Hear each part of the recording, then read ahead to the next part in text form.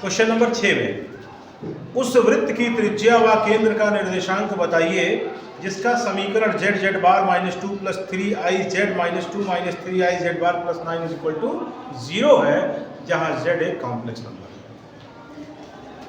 यहां पर जो एक समीकरण दिया हुआ है वो समीकरण एक्चुअल में कॉम्प्लेक्स के रूप में दिया हुआ है, सम्मिश्र संख्या के रूप में दिया है, ठीक।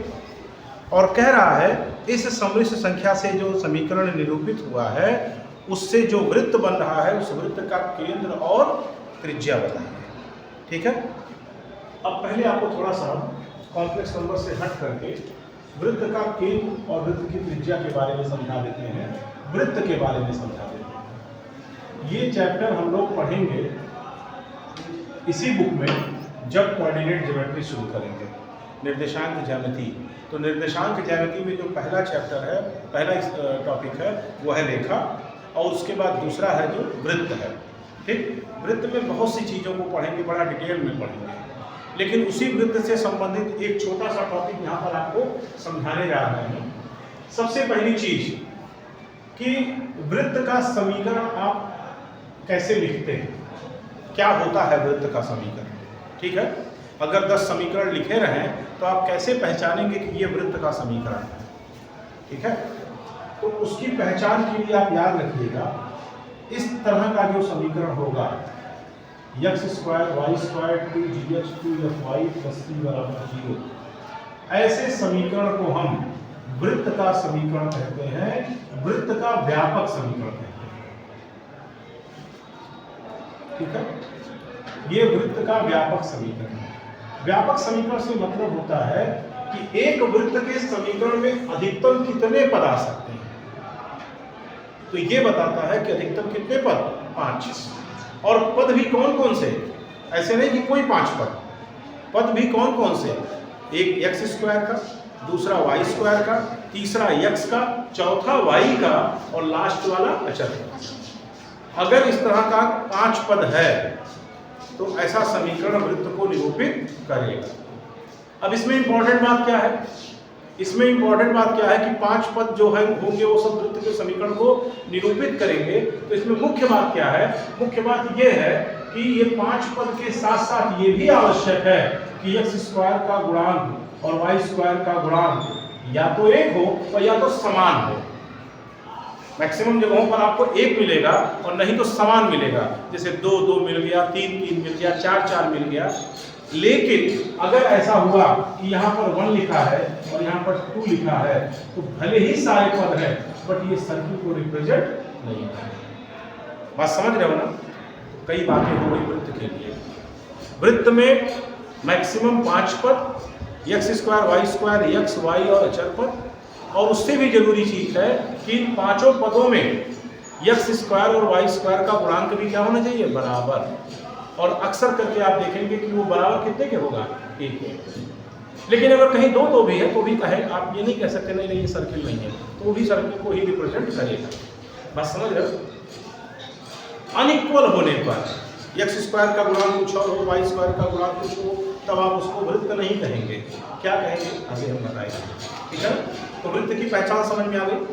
अब आप सब जानते हैं कि एक वृत्त अगर हम बनाएं तो उस वृत्त में 2 मुख्य बात जरूर होगी।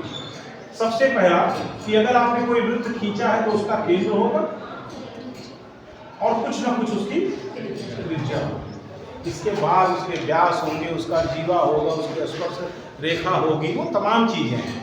लेकिन किसी भी सर्किल को बनाने के लिए 2 चीजें मुख्य होनी चाहिए। एक तो उसका केंद्र, कहाँ पे रख करके आप सर्किल बनाएंगे, और दूसरा कितने सेंटीमीटर त्रिज्या को लेकर के। बात समझ रहे हो। तो इसको कहते हैं केंद्र, और ये जो दूरी होगी इसको कहेंगे त्रिज्या। केंद्र मतलब सेंटर C और रेडियस R। अब अगर मान लो कोई वृत्त का समीकरण इस तरह का है, x स्क्वायर y स्क्वायर के बराबर है, इस तरह का है, तो याद रखना ऐसे वृत्त का केंद्र -g - f होता है और उसकी त्रिज्या √g² plus f square -c। ध्यान रहे -c है, स्क्वायर दोनों जगहों पर है, ये नहीं तीसरी जगह स्क्वायर ही रख सकते। सी स्क्वायर नहीं, ओनली सी। ठीक है, तो वृत्त का समीकरण क्या होता है, उसका केंद्र, उसकी त्रिज्या क्या होती है, एक छोटी सी जानकारी अभी हम आपको दे रहे हैं। अब आपके मन में आएगा ये केंद्र कहाँ से आया, ये त्रिज्या कहाँ से आई, कैसे इतना बड़ा हुआ, है ना, ये सारी चीज़ों का जवाब आपको मिलेगा, बहुत अच्छे से मिलेगा। बात समझ रहे, बहुत अच्छे से आप इस चीज़ को समझ भी जाएंगे, बट उस चैप्टर को आने दीजिए। अभी हमको इसका छोटा सा एक इस्तेमाल करना है, तो हमने आपको वृत्त के समीकरण का पहचान बता दिया और उसका केंद्र, उसकी त्रिज्या कैसे होगा ये हमने बता दिया। ठीक, अब इसी पर हम इस सवाल को करने जा रहे हैं। हमको दिया हुआ है एक समृद्ध एक समीकरण दिया हुआ है कॉम्प्लेक्स नंबर के रूप में। क्या दिया हुआ है, z into z bar minus 2 + 3i z minus 2 - 3i z bar plus 9 = ये दिया हुआ है। और z के बारे में कह रहा है, जहां z एक सममिश्र संख्या है, ये कह रहा है z एक सममिश्र संख्या है। ठीक है, तो पहले हम लोग इस समीकरण को थोड़ा सरल करते हैं। सरल करने से मतलब है कि z को हटाते हैं। ठीक है, हटाने के लिए सबसे पहला काम, z एक कॉम्प्लेक्स नंबर है, तो हम मान लेते हैं z बराबर x + i/y। और अगर z बराबर x + i/y है, तो आप इस समीकरण में देख रहे हो z बार की भी जरूरत होगी, और z बार होता है उसका संयुग्मी, हो जाएगा x। ठीक है ना, इसलिए जो समीकरण हमको दिया गया है, z into z bar minus 2 + 3i into z minus 2 - 3i into z bar plus 9 = 0। इसमें जेड बार की वैल्यू रखो, तो अगर यहाँ पे रखेंगे तो x + i/y into x - i/y minus 2 + 3i into x + i/y minus 2 - 3i into x - i/y plus 9 = 0। Solve करते हैं इसको। a + b, a - b क्या लिखेंगे, x² minus i² y² minus होगा, लेकिन i² की वैल्यू माइनस होती है, प्लस हो जाएगा। यहाँ पे बताओ क्या मिलेगा, -2x और क्या मिलेगा, -2iy, क्यों, -3ix, सही है, minus plus minus minus 3i², सही है। यहाँ पे ओपन करेंगे तो क्या मिलेगा, -2x minus plus 2iy minus plus 3ix, और कितना होगा, minus plus minus 3i² y plus 9 = 0। कुछ कटने लायक है, यस, i y से i y कट गया, i x से i x कट गया।